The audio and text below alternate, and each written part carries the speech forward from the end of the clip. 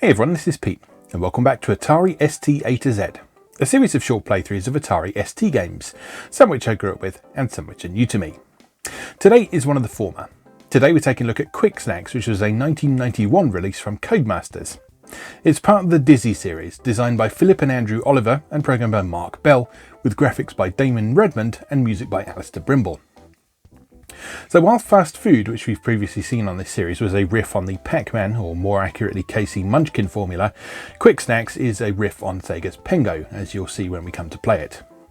It was actually pretty well regarded on its original release too, with even the rather stingy ST format admitting that it was a, quote, pleasant, playful little ditty with lots going for it, and awarding it a rather generous, for them, 79%. So let's go take a look. Let's go play Kwik Snax. Okay, here we are with Kwik Snax from Codemasters. I remember liking this game, but I haven't played it for a very long time, so can't quite remember why. But I do remember it looking quite nice, and that was one of the things that it was praised for in its ST format review, which you can read on Atari Mania. And I'm always a fan of Alistair Brimble's music as well. After the grueling tour of Yerkland, the Dizzy Mob planned to take a holiday, but each band member wanted to go somewhere different. A heated argument began. Margate, Amsterdam, Paris, London.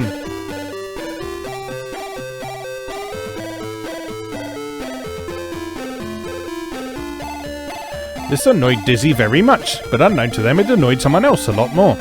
Zax the Wizard was trying to have a quiet nap. Zax the Wizard, if you're unfamiliar with the Dizzy series, is the recurring villain.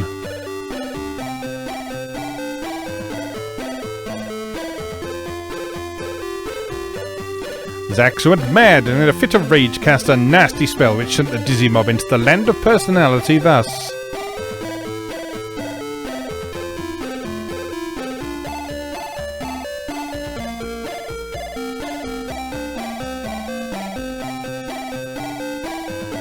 Poor Denzel, he thought he was cool and ended up in the land of ice.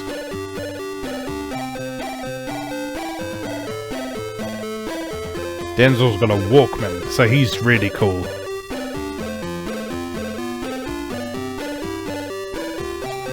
Dylan had his head in the clouds, and that's where he found himself, high and dry.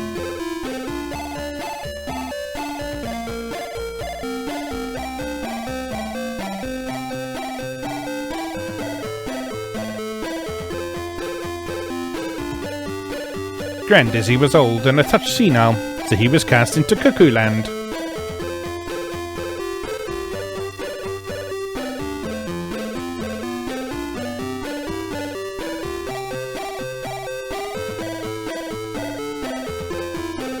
Daisy was sweet, and the wizard knew that Dizzy would try to rescue her. He sent her to his dungeon. And she looks really upset about it.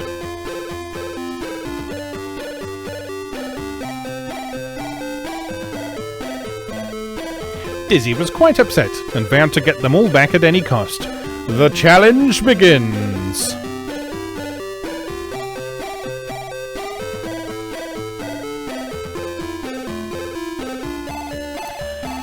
Alright, let's do this. Right, so you can start at any of the 4 levels, but let's go for Denzel to begin with. Get ready, press fire. Now, if I remember rightly, all you have to do in each stage is pick up all the fruit.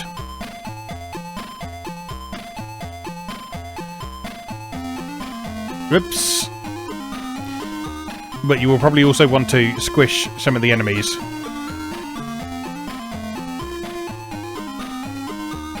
Oh dear, this isn't going well, is it? A nice contrast from Pengo in this game is the fact that you can push more than one block at once. That was rubbish, wasn't it? Let's try again. Yeah, you can push more than one block at once. And they wrap around the screen as well. So rather than only being able to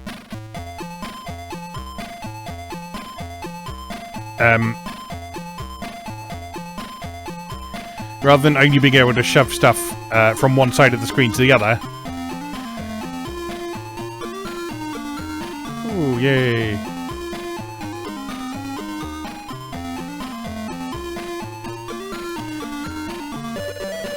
Now you may notice in a sort of bomb jack style in this, one of the fruit is flashing. And so if you grab that one, it's worth more points. But I don't think there's like a combo bonus as there is in bomb jack.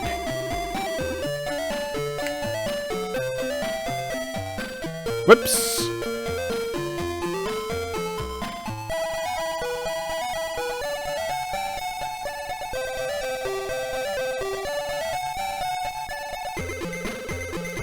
As you can see, there's numerous power-ups falling onto the field, and picking up that knife and fork allows you to eat the enemies. Bonus round, get ready. Now, this one you do have to sort of push a direction, and Dizzy will keep moving until he hits something in this one. But again, he will wrap around the screen.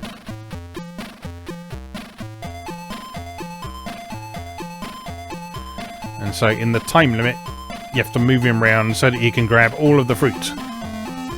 Perfect. 1,000 points.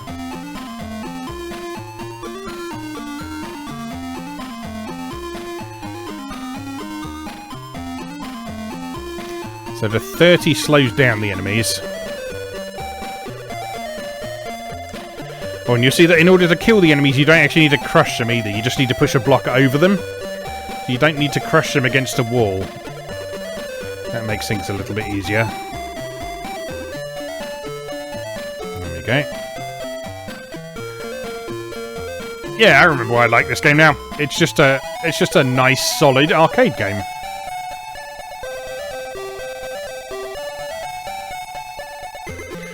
Now the bonus round. This way. This way. This way. This way. This way. This way. This way. This way. This way. This way. This way. Carefully. Because there are some endless loops you can get into on this bonus stage, as you can probably see. Bonus over! Get ready!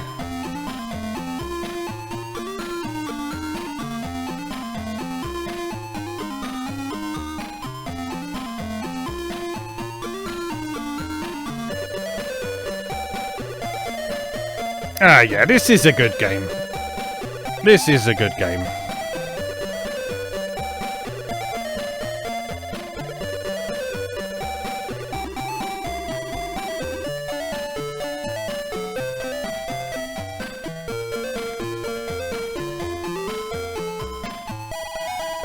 I always felt like the Dizzy games got a bit of a bad rap on the ST for being straight to budget games that were primarily associated with 8-bit platforms, especially the Spectrum. Because you know how console wars are today. They were even worse. They were even worse in the early days of home computers, because there was always disparaging remarks about rival home computers and so on. It was sort of understandable in a way, because you know, most people could only afford one home computer, and thus they tended to be fiercely loyal to the one that they had chosen. But at the same time, when you look back on it now, it's very childish.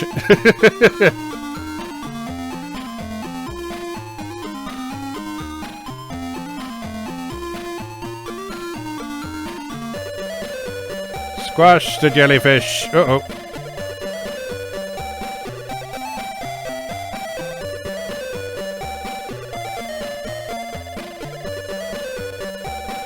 Oops. 9,000 points. That's a bit better, isn't it? Alright, let's have a look at one of the other levels.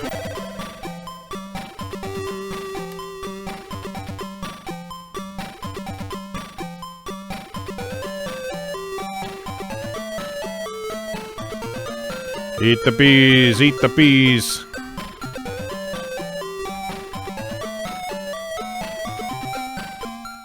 If you're wondering, the different types of blocks in the stage, one of them you can push and one of them are static obstacles. So in this case, the smiley faces are the static obstacles. In the ice level, it was the snowflakes were the static obstacles. And so on. So that just gives the levels a bit of structure.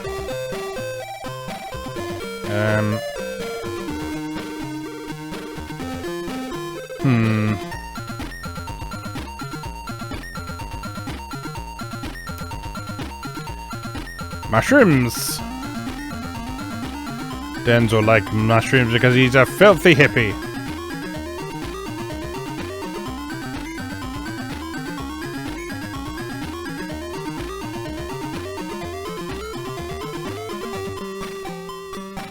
Die!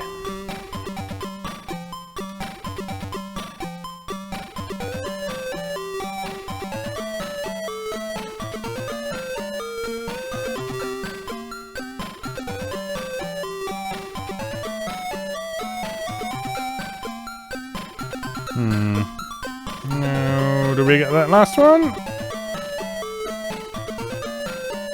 Not 100% sure. Oh no! Infinite loop!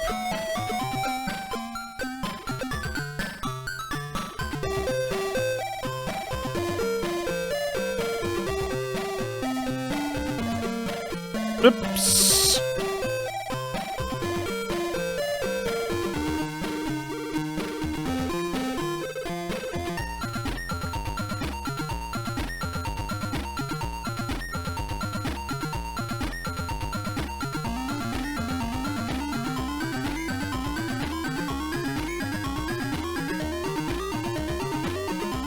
Oh no. Get away. Now the bonus round.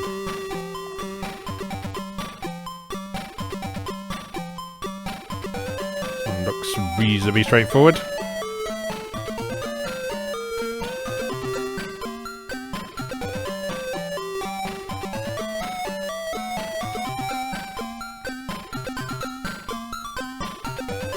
Well, I don't know, you know.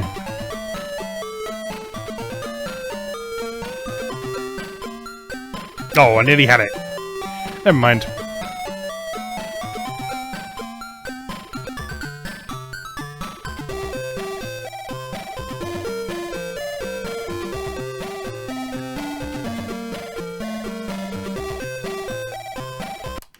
Death again. Alright, and on to Cuckoo Land.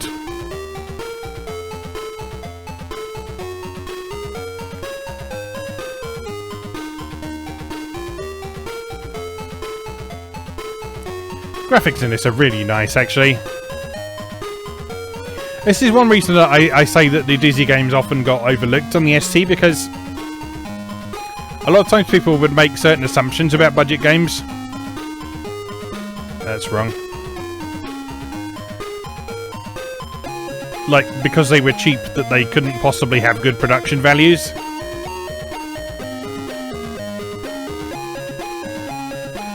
But stuff like this was very much the exception to that. Because, I mean, look at that pixel art and the graphics and the sprites and stuff. It's a lovely looking game.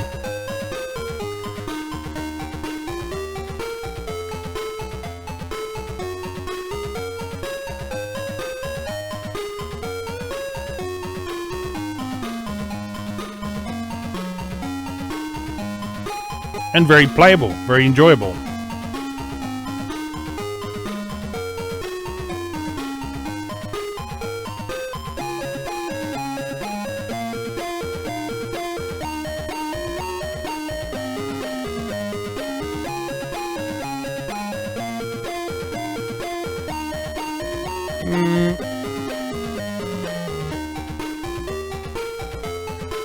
Oh, just not quite enough time for that, is there?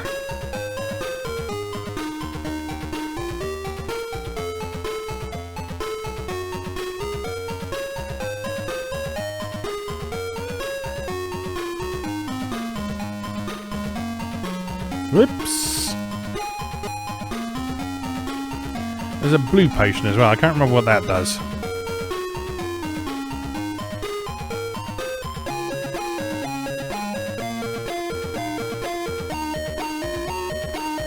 So, although this red potion does provide you with a lot of points because everything turns into the fruit, it also makes it very dangerous as well.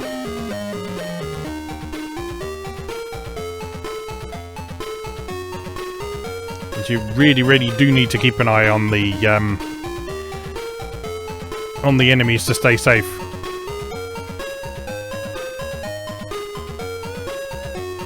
Where are we? Here.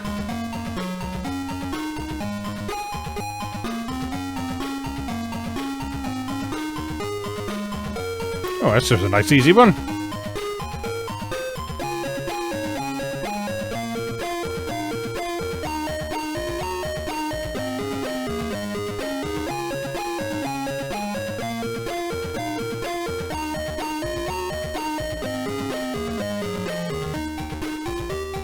Oh, give me the thing.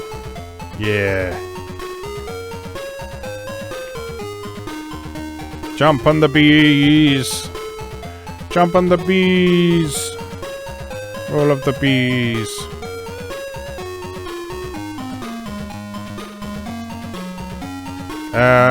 That way. No.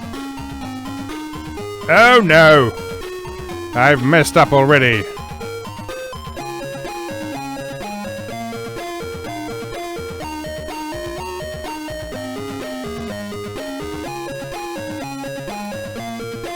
That's what I get for saying the last one was easy.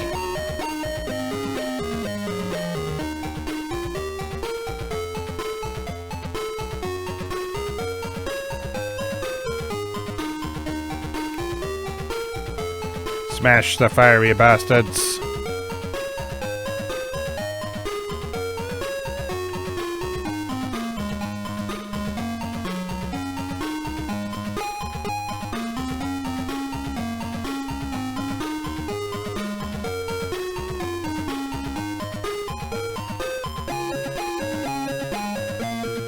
Oh, I got an extra life.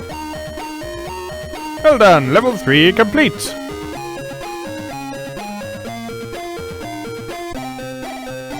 Alright, so we finished Cuckoo Land. I believe to go to... Wait, I'm dizzy. I thought I was a goner there for a minute.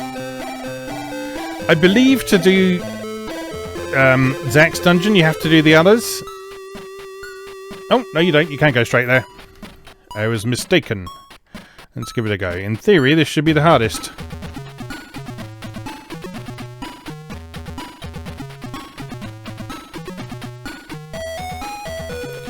Oh, I love Alistair Brimble's music so much. It's just so upbeat and bouncy and cheerful and wonderful.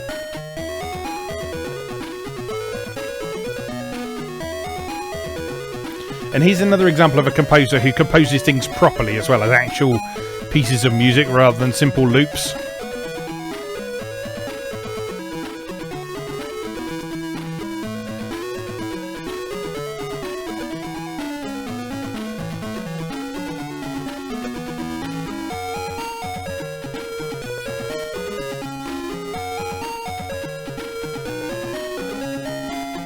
This is a tricky little bugger, isn't it? And I messed it up. But anyway.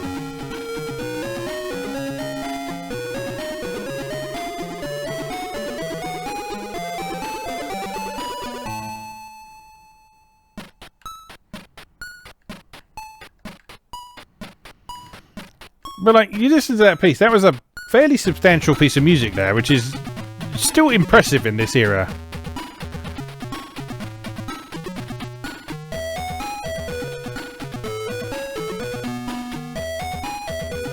It's catchy, it's tuneful, it captures the personality of the characters really nicely.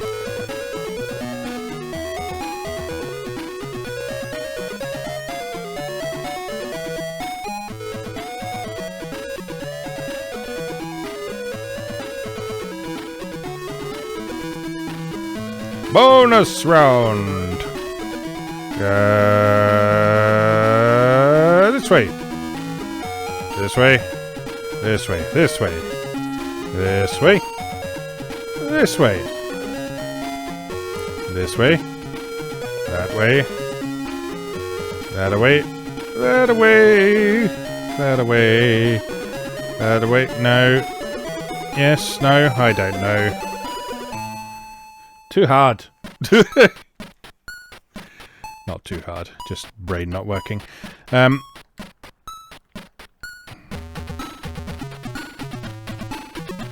But yeah, hopefully you can see at this point that my enthusiasm for this game is very much justified.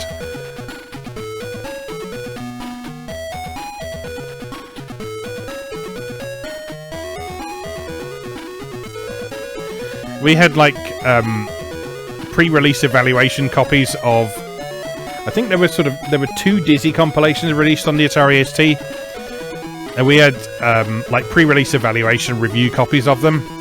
So we didn't have any packaging or proper disc labels or anything like that. But I still remember this one being one of my favourites. And I also remember feeling oddly guilty about that as well, because I thought, oh well, the Dizzy series is all these cool arcade adventures, and I should probably play those a bit more. But I always like this and Fast Food a lot more than the main Dizzy adventures. Nowadays, of course, I recognise that is nothing to be ashamed of, and if you enjoy something, you enjoy something, and it doesn't matter if it's what you're supposed to enjoy or not. Uh-oh. No!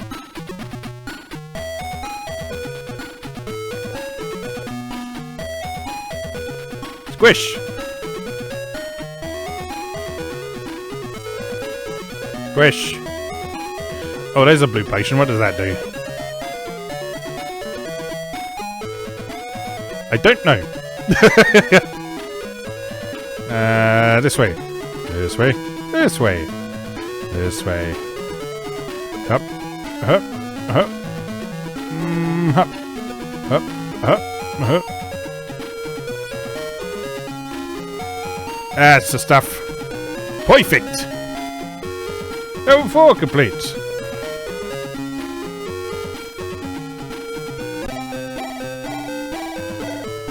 Oh, thank you, Dizzy. Say, is that a yoke in your pocket, or are you just pleased to see me? Alright, I somehow suspect we're not going to clear the whole game, since I haven't got any lives left, but, well, we can but try.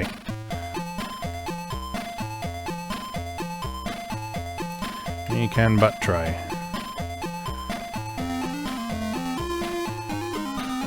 Squish! Squish! Squish! No, go away. Oh, I'm dead. We're definitely not going to clear the whole game now. Anyway, 19,250 points. Not bad at all. Not bad at all. Yeah, I like that game. I still like that game. And yeah, definitely worth a try. Because yes, it does riff a bit on Pengo, but also it's its own distinct thing as well. Which is why I liked it, I think, because it had recognisable components, but it didn't feel like a rip-off of something else. It just drew some inspiration from it. Anyway, yeah, good stuff. That was Kwik Snax for Atari ST. As always, thank you very much for watching, and I'll see you again next time.